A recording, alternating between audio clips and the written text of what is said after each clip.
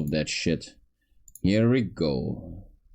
The world of 1914, a time of modern technology, culture, and fashion. Truly the height of civilization. Let's have a war. Everyone knew a big war was coming. France wanted some stuff back that Germany had taken from it. Germany wanted to take more of everyone's stuff, and they were building a big sexy navy that was... Germany used to be so big, man, jeez. These two empires thought they were really cool, but lots of different people who lived there didn't think it was so cool. And some of them had even been declaring independence with help from Russia. Everyone was talking about each other behind each other's backs, throwing the fact that military technology had come a long way since the last major war. This is his first video, so it's a bit low quality. Suddenly, everyone was pretty eager to beat each other up. In this area of Austria-Hungary live some Serbs and Bosnians who hated living in Austria-Hungary. So the Austro-Hungarian Archduke Franz Ferdinand goes there for a nice drive in an open-top car, with his car's route published in advance. Dude, if you're a leader of a country, never meet the people in a top open car. Don't do that. And that went just about as well as you'd expect. Some assassins were waiting for him along the way and threw bombs at his car, but they missed and blew up some officers behind him instead.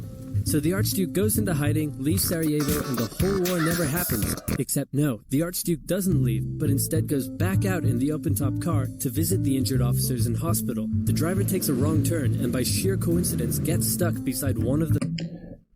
This is blowing my mind. This is true? The driver took a wrong turn, and that decision in that man's brain led to the world as we know it today. That is insane, man. That is so crazy. If that guy would have not taken that turn, the whole world would look so different. Who shoots him? Crazy, man. Austria-Hungary is understandably pissed about all this, and they think the Serbian government had something to do with it, which they might have. So they go to their ally Germany and say, hey Germany, we're going to declare war on Serbia, and Germany is all for that. So Austria-Hungary send a big list of impossible demands to Serbia, and when Serbia refuses, they declare war. Austria-Hungary and Germany are friends, and Serbia is protected by Russia, who's friends with France, so they all declare war on each other. Montenegro joins in too. France and Britain also have a kind of alliance, so when France says, hey Britain, you got my back? Britain is like, maybe? And then they decide to stay out of it, which is great for Germany, because Germany has a plan. They know that Russia is so big and clumsy that it will take them a while to get ready for war. So with this guy in charge, Germany will send all its troops into France at lightning speed while Russia's getting ready, defeat France, then move all the troops to Russia and defeat Russia, and then we all speak German and eat Pfefferpottast every day. Just one... What? I'm a German, I don't know what that is. Dude, Germans always thought they can rush everyone down, and then it never worked. And then we all speak German and eat Pfefferpottast. I've never seen it in my life, and I'm a German. No idea what that is. Pottast every day. Just one problem. France has loads of forts and defenses along its German border, and Germany can't waste any time fighting them, so Germany decides to go around them, through Belgium. Belgium is neutral, but Germany wants to march 750,000 troops through it to get around France's defenses. They're hoping Belgium will just kind of sit down and shut up, but they don't. They fight back, and they're pretty good too. I might have a second poop attack already, man. What's worse is that Britain shows up, and they're pretty pissed that Germany's invading neutral countries. So now Britain declares war on Germany. So Germany push on through Belgium and commit some atrocities along the way. They also wear spikes and sometimes skulls on their uniform. So if you're trying to not look like the bad guys, good job. The Allies have a propaganda extravaganza, and this starts having an influence I might have on to the poop world, again. notably in America. The US President Woodrow Stuka, Wilson thank you, sees man. himself Good as night, a my dude. Jesus figure, Good night. and spends most of the war trying to get everyone to just hug it out. But there's also a large population of ethnic Germans living in the United States, and when the war first broke out, they were like, yay, Germany. But now that they're committing atrocities in Belgium, they're less enthusiastic. Let's play Spot the French Soldier. Did you see him? Easy, right? He's wearing a bright blue uniform with red trousers. And do you know who else spotted him easily too? The Germans. So when the French were slowly marching in columns through the countryside, the Germans easily tore them to shreds with their giant guns. All the nations involved in this war went in with an old-school war mentality, and all of them had to update their uniforms and tactics a lot during the Great War. Because this war was going to be like nothing anyone had ever seen before. Russia's ready for war, and way earlier than expected. Hey Austria-Hungary, can you get on top of that? Oh yeah, sure, we've got this. Nope. So Germany has to send some troops back to the east. Nope, this is like going for and your The teammates chief are of noobs. staff of the Austro-Hungarian army is this guy, and although he is handsome, he turns out not to be the best military strategist. Austria-Hungary constantly ignores Germany's advice, and then comes running back to Germany whenever they get in trouble. Austria-Hungary even gets its ass kicked by tiny Serbia, who repels all their invasion attempts at the start of the war. It's better news Fucking for Germany Austria-Hungary, in the north, man. where they almost You suck. completely wipe out the Russian Second Army. Back on the Western Front, the Germans continue advancing and are in sight of Like, so far, it looks so good for Germany, man. Paris. At this point, anyone would be forgiven for thinking the Germans were going to get that quick victory after all. But then things start to go wrong.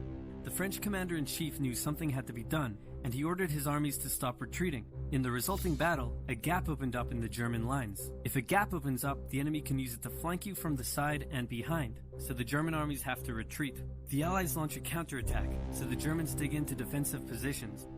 The Allies do the same. Then both sides move north, trying to outflank each other along the way. When they reach the sea, they're in a stalemate with trench systems running the whole way from the coast to Switzerland, the beginning of trench warfare on the Western Front. Here's how trench warfare works. Two opposing lines of trenches with no man's land in between. One side would pummel the other with hundreds of thousands of artillery shells, sometimes for days at a time. This had a huge psychological effect on the soldiers, leaving Yeah, many that must shell-shocked. fucking suck, Then, man. the attacking troops would leave their trenches and rush across no man's land. A muddy wet mass of shell craters and barbed wire. The defending trench would unleash machine gun fire on the attackers, inflicting thousands of casualties. The attackers would send wave after wave until either they gave up or the opposing trench was finally overrun. Jesus There would be Christ, months of man. fighting and the deaths of thousands in order to gain a few meters or kilometers of land. It moves. Living in the trenches was hard work too. Corpses, mud that could swallow you whole, pools of poisonous water, rats, disease, the smell. It's insane that millions of soldiers put up with these conditions, and commanders ordered them to do so for years. Imagine being the first wave. Yeah, man, that's just GG, right? That's suicide. Man, I'm so fucking tired. I could literally fall asleep in the chair right now. Last stream was easier than that. Oh, fuck. Let's watch part 2. I'm not gonna say much anymore. I'm not gonna comment much. I'm just gonna... With both sides stuck in a hard You know. stalemate, they knew this war wasn't going to be about taking territory, but about simply wearing each other down. The Allies had plenty of men to expend from its overseas dominions. Oh, that's a And the lot. British also started a naval blockade, so Germany couldn't import stuff, like food. Neither side really Like wanted food. a long, grueling war, though, so they both thought of ways to break the deadlock on the Western Front. Idea number 1, new frontiers. When the war first broke out, Australia was quick to take German New Guinea. Oh, we The had Allies the also colony quickly there? jumped on Germany's colonies in Africa, and particularly in German East Africa, locals were enlisted as soldiers and carriers by both sides, leading to a tragic loss of life for the native Africans. Some new combatants entered the war as well. The Allies' new friends were Italy and Japan. Japan was busy building itself an empire, so it was more than happy to take away German islands and colonies in East Asia. Italy actually had an alliance with Germany and Austria-Hungary before the war, but after some tense relations, and then the Allies promising to give them some of Austria-Hungary's stuff, they switched sides. Italy opened up a front Italy in and the switching mountains sides, here, man. but like everyone else, they were stuck in stalemate for most of the war.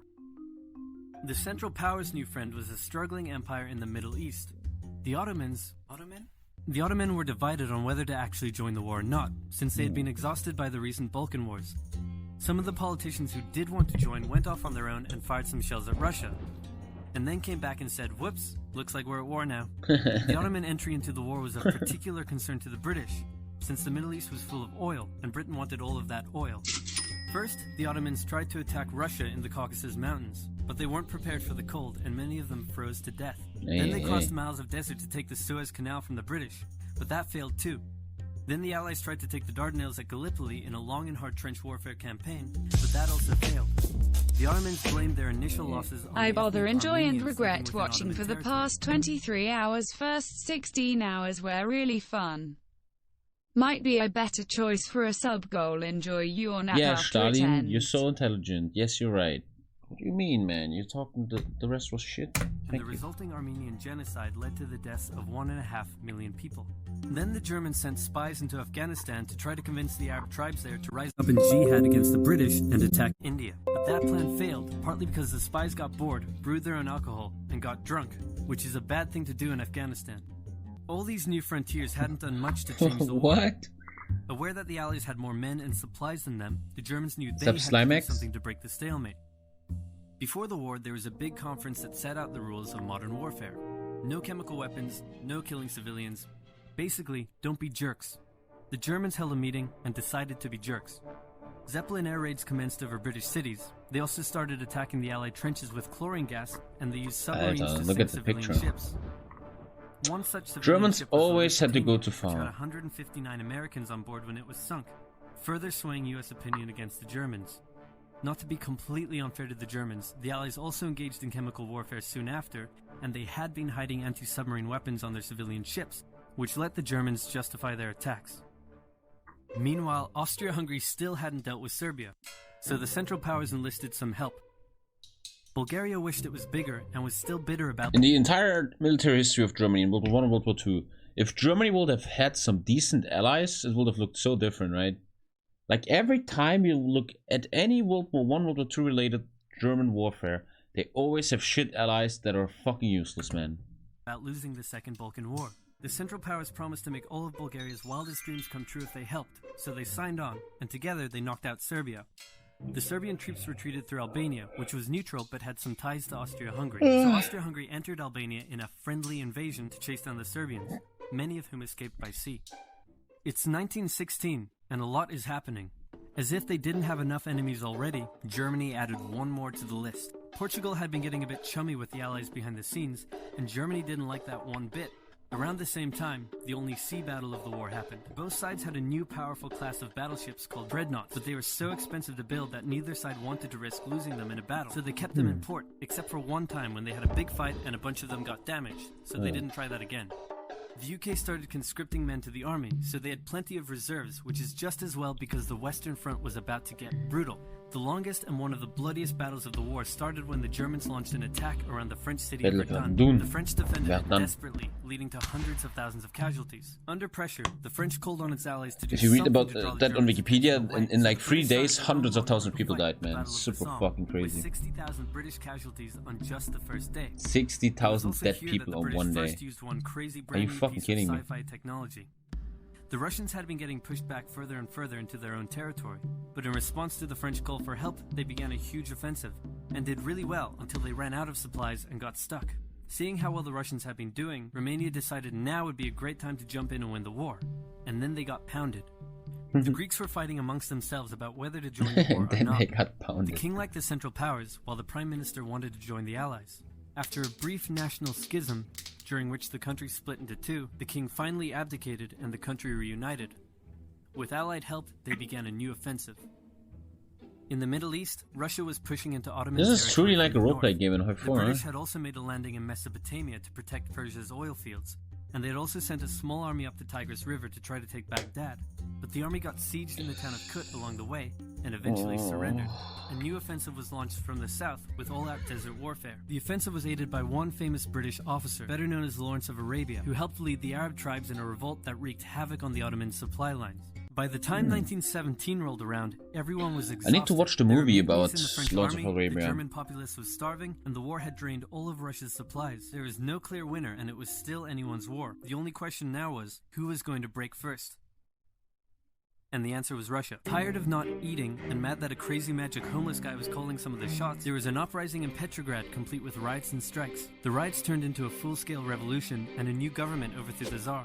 Then a few months later, the Bolsheviks overthrew the new government, and they pulled Russia out of the war.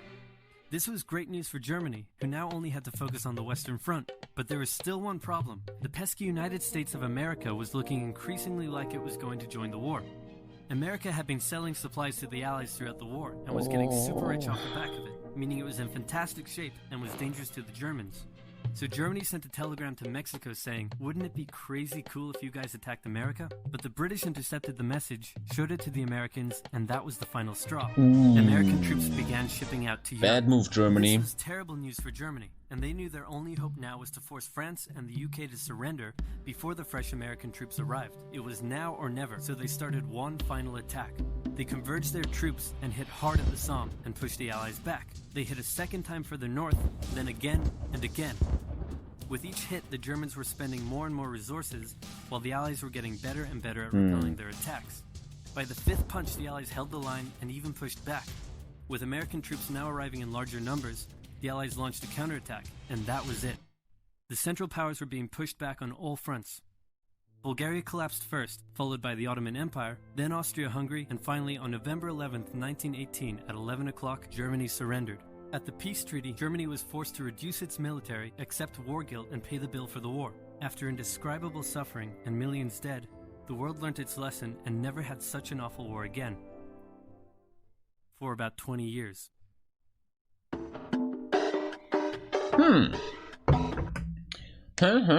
I think I have another poop attack, man. My body doesn't know what's going on, man. I think I don't want to do World War II yet. World War II is epic, most epic shit, man.